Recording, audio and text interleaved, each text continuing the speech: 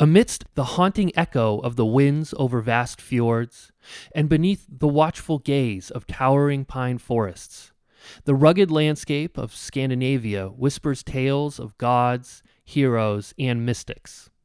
These lands, shaped by ice and fire, have fostered a people with beliefs as resilient and profound as the very glaciers and volcanoes that dot their horizon. In the Norse realm, the cosmos sprawls out like the branches of Yggdrasil, the world tree. Here, gods walk amongst men, giants roam the fringes of worlds, and spirits influence the destinies of mortals. At the very heart of this cosmos, beneath the root of Yggdrasil, the Norns, beings of incomprehensible power, weave the fates of all, from the mightiest of gods to the humblest of men. And pulsing through this intricate tapestry of existence is magic, an elemental force, as natural as the northern winds and as mysterious as the depths of the darkest winter night.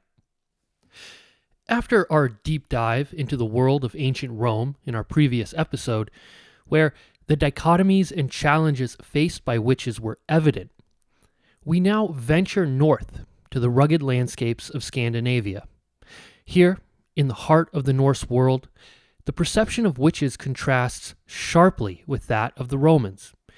Unlike the Roman witches, who often faced societal challenges and dichotomies, their Norse counterparts were more frequently figures of reverence, often praised and respected for their deep connection to nature, the spiritual realm, and the very fabric of Norse society.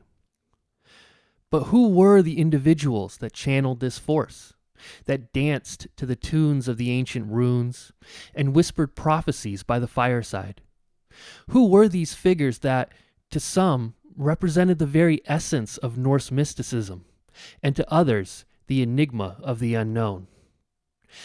How did they view their place in the grand saga of existence? And, as their tales intertwined with those of chieftains, warriors, and settlers, how were they perceived by the society they were part of, by the leaders they guided, and by the foreign civilizations they encountered on their legendary voyages? Journey with us as we sail through the mists of time, navigating the waters of belief, tradition, and legacy to unravel the mysteries of the witches in Norse society. If you are enjoying this, please like, comment, and subscribe. It helps me out. Thank you. The Norse cosmos unfolds not as a linear expanse, but as a multi-dimensional tapestry, intricately woven around Yggdrasil, the world tree. This ash tree, evergreen and monumental, stands as the axis of the 9 worlds, connecting realms of gods, giants, elves, and men. Its branches reach out to the heavens, and its roots delve deep, touching the primordial waters where the fates of all are spun. Atop Yggdrasil, the Aesir, the principal gods, hold court in Asgard, while the Vanir, deities of fertility and prosperity, reside in Vanaheim. The giants, ancient beings of chaos and raw power, roam the expanses of Jotunheim. Alfheim is the luminous realm of the light elves, whereas Svartalfheim is the domain of the dwarves, master blacksmiths and craftsmen. Midgard, the realm of humans, stands as a bridge between these divine and elemental worlds. Below, in the shadows, lies Muspelheim, the realm of fire and chaos. Niflheim, the icy domain of mists and hell, where souls of those who did not die a heroic or notable death find their rest. In this intricate cosmos, magic, both revered and feared, flows like an undercurrent. 2 forms dominate, satyr and galder. Satyr, often associated with divination and altering fate, is a form of magic primarily practiced by women, the most famous of whom was the goddess Freya. It's a craft that blurs the boundaries between the future and the present, between will and destiny. Galder, on the other hand, is more vocal, associated with chanting and the use of runes to invoke protection, blessings, or curses. In the shadowy roots of Yggdrasil, by the well of Urd, reside the Norns, three mysterious figures who shape the destiny of gods and men alike. They carve runes into the trunk of the world tree, dictating the orlog, or fate, of every being. In the Norse worldview, this fate isn't merely a future eventuality, but a culmination of ancestry, actions, and cosmic forces. While the future might be foreseen through Satyr, it's rarely alterable, for the Norns weave threads that are both intricate and immutable. Among the many mystical entities in Norse mythology, the Valkyries and Disir hold special places. Valkyries, often depicted as warrior maidens serving Odin, decide the victors of battles, and choose those who may die and those who may live. They then escort the chosen fallen warriors to Valhalla, Odin's hall. The Disir, on the other hand, are guardian spirits, often ancestral female figures watching over a family or clan's lineage. They bless, protect, and sometimes warn, ensuring the continuity and honor of their kin. In the Norse worldview, the mystical isn't an abstract or distant concept. It's entwined with every gust of wind, every rustling leaf, and every chant uttered.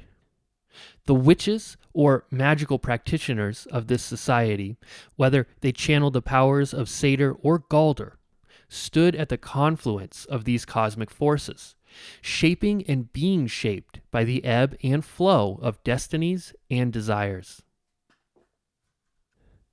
In the rugged landscapes of the north, where every shadow could whisper tales of old, and every stone might hold a rune of power, certain figures walked the fine line between the known and the unknown. These practitioners, whether they channeled the prophecies of Satyr or invoked the power of runes, held a unique and often revered place in Norse society.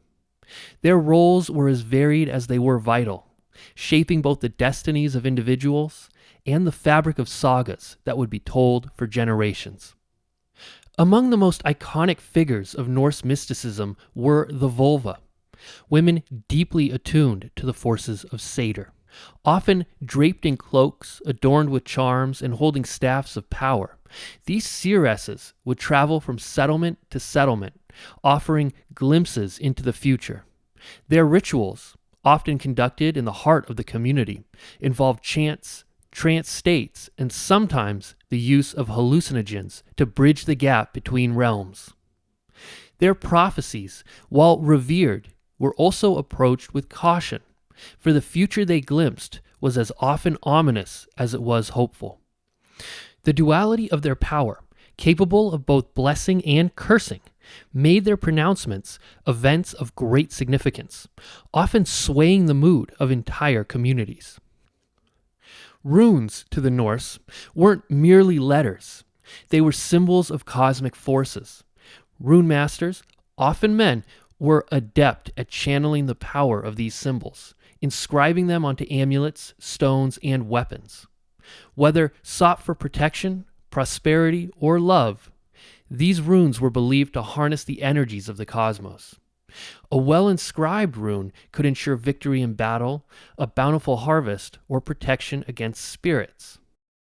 Yet, this power was also respected and feared. A misused rune could bring calamity. In a society where oral tradition reigned supreme, the skalds held a place of honor. Through their verses and sagas, they kept the past alive, invoking heroes, gods, and events of yore. But their role wasn't merely historical. Their words, charged with emotion and sometimes accompanied by the power of runes, could inspire, curse, or bless. A well-spun verse by a skald could immortalize a hero or condemn a traitor, weaving them into the very fabric of Norse collective memory. In the heart of the Norse landscape, as the seasons shifted and communities gathered, festivals played a vital role in both spiritual and communal life. These were not merely occasions for merriment, but were deeply intertwined with the mystical. These seers, völvas, and shamans were central to many of these celebrations. For instance, during key festivals like the Winter Nights, a precursor to modern Yule celebrations, the völva might be called upon to offer blessings or foretell the fortunes of the coming year. Their prophecies, delivered in poetic verses, would be sung by skalds and become part of the community's shared memory. Moreover, these mystical practitioners were often honored with gifts, tokens of appreciation, and even special seating arrangements during feasts. In sagas and eddas, there are accounts of völvas being gifted rings, horses, and other valuables, not merely as payment for their services, but as a testament to their revered status. Special ceremonies, where the community would gather in a circle while the völva chanted and entered a trance, were occasions of great significance. The very act of the community forming a protective circle around her underscores the respect and importance accorded to these figures. And no exploration of Norse magic would be complete without acknowledging the roles of Freya and Odin, two principal deities deeply associated with the mystical. Freya, often considered the foremost practitioner of Satyr, was both a goddess of love and war. Her connection to the Valkyries, as well as her dominion over a portion of the slain, positioned her as a figure of both beauty and dread. Odin, the Allfather, was a seeker of wisdom and power. His pursuits of knowledge led him to learn Satyr from Freya, and he also delved deep into the mysteries of runes. It is said that he hung from Yggdrasil for 9 nights, pierced by his own spear, to gain the knowledge of runes. Both deities, in their quest for power and knowledge, embody the essence of magic in Norse society, a force as revered as it is dangerous. In the Norse world, where fate was woven by the Norns and where gods and men alike sought power and prophecy, these practitioners of magic stood at the crossroads of desire and destiny. Their roles, while varied, all tapped into the underlying forces that govern the world, making them figures of both reverence and, occasionally, trepidation. In the vast expanse of the Norse world, where gods walked amongst men and the threads of fate were ever tightening, magic was a force both alluring and ambivalent. It promised power, insight, protection, and yet it carried with it an undertone of the unpredictable, the uncontrollable. For every tale of a hero blessed by a rune or a village saved by the prophecies of a völva, there was a whispered story of magic gone awry, of destinies darkened by its misuse. The very essence of magic in Norse society was duality. It was deeply respected, seen as a gift from the gods or a sign of profound connection to the forces of the cosmos. The völva, with their prophecies, were often sought out by chieftains and commoners alike, their insights guiding decisions both monumental and mundane. Runemasters, with their knowledge of ancient symbols, were approached for blessings, protections, and sometimes curses. Yet, this reverence was not universal. Satyr, especially when practiced by men, was often viewed with a mix of awe and disdain. The trance-like states, the communion with spirits, and the very nature of the magic, which was sometimes associated with femininity, led to societal reservations. Odin himself, despite being the Allfather, faced whispers and challenges due to his practice of Satyr, a testament to the intricate perceptions surrounding this form of magic. The versatility of magic was evident in its application across the diverse tapestry of Norse life. In times of war, runes might be inscribed on shields or weapons, invoking protection or devastation. Warriors would seek blessings from seeresses or wear amulets charged with protective energies. Tales abound of battles swayed by the mystical, from the storms conjured to thwart enemies to visions guiding strategies. In peace, the same magic transitioned to heal, to bless, to foresee. Runes would be carved to ensure a bountiful harvest, to kindle love, or to ward off spirits. Völvas would be consulted for matters of birth, marriage, and even to communicate with ancestors. The same force that could wreak havoc in battle could ensure prosperity and peace at home. For the everyday Norse individual, the figures of magic were both familiar and enigmatic. They were integral to the societal fabric. The völva who might bless a newborn, the skald whose tales brightened long winter nights, the runemaster who might craft an amulet for a hopeful lover. They were the touch points to the divine, the mystical, and beyond. Yet, their very connection to these realms also set them apart. Their rituals, often conducted away from prying eyes, their prophecies that could just as easily bless as condemn, and their deep knowledge of forces beyond the grasp of most marked them as different. The common folk approached them with a mix of respect, need, and caution. They were the guardians of the community's spiritual well-being, but they also were the gatekeepers to realms mysterious and occasionally menacing. In essence, the societal perception of the witch-like figures of Norse culture were a dance of light and shadow. They were revered, sought after, celebrated, and yet also approached with caution and sometimes suspicion.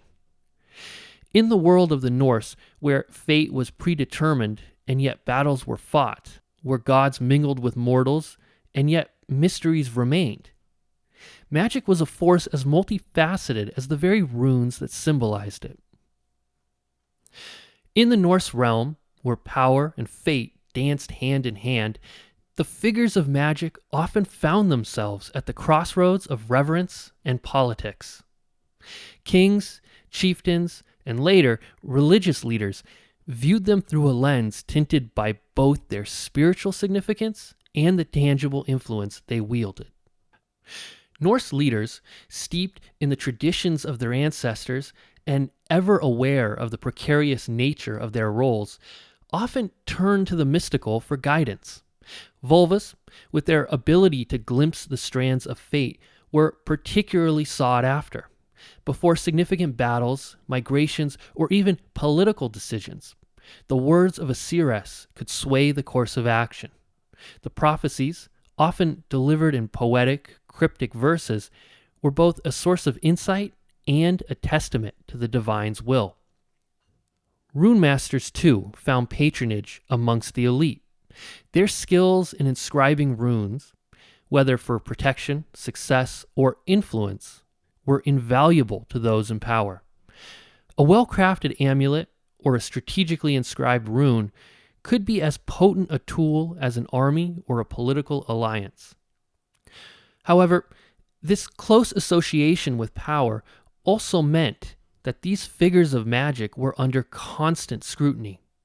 Their influence, especially if perceived as overriding or challenging the authority of the leader, could lead to tensions. A prophecy that did not align with a chieftain's ambitions or a rune that failed to deliver could cast these practitioners into disfavor.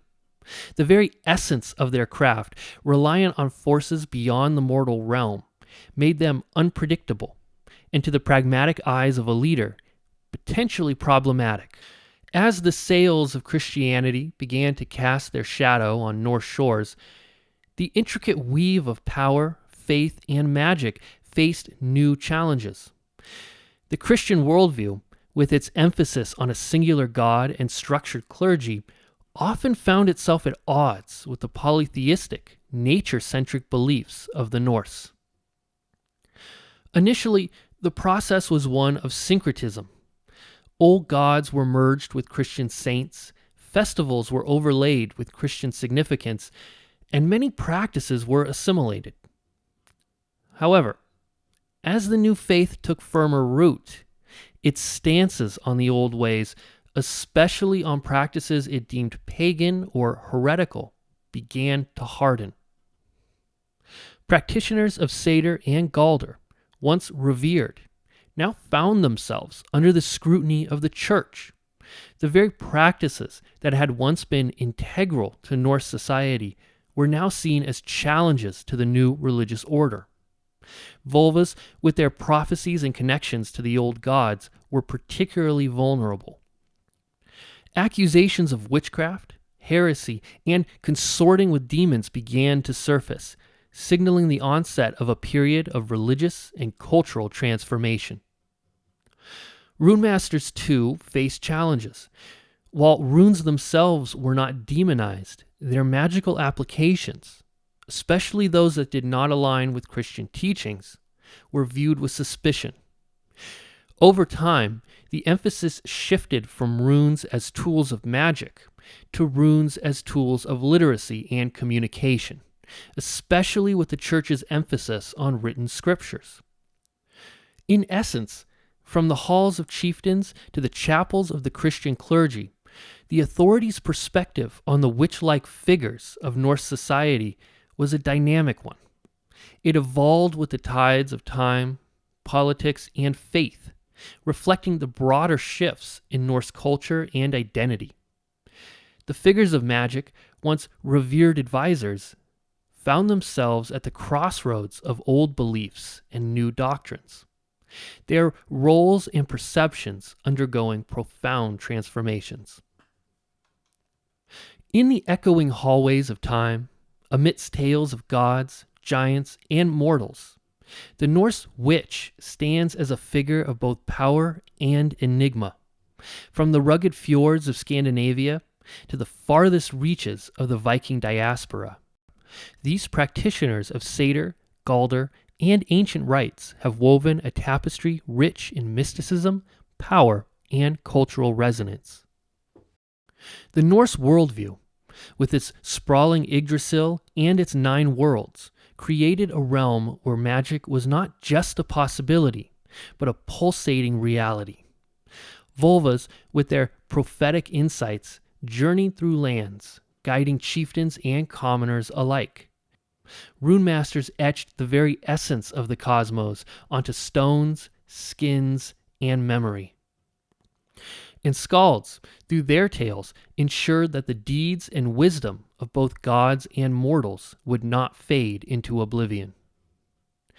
Yet, as with any figure wielding power, especially one that treads the delicate lines of the arcane, these practitioners faced societal dualities.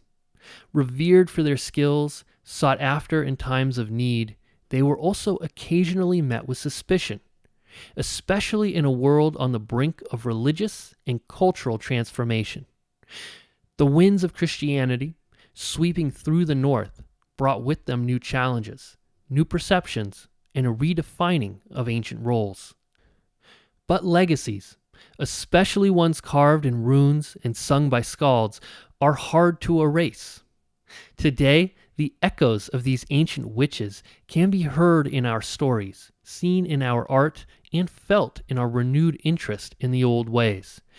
They remind us of a time when the world was a dance of gods and mortals, of fate and free will, of magic both wondrous and wild. As we transition from the icy shores of the Norse world, our journey takes us deeper into the heart of Europe. Here, in the ensuing periods, the perception of witches undergoes profound transformations. The intermingling of Norse beliefs with those of other European societies, coupled with the rise of new religious and societal orders, sets the stage for a chapter both enlightening and shadowed. Join us as we delve into these intricate intersections, exploring the ever-evolving tapestry of the witch archetype in history.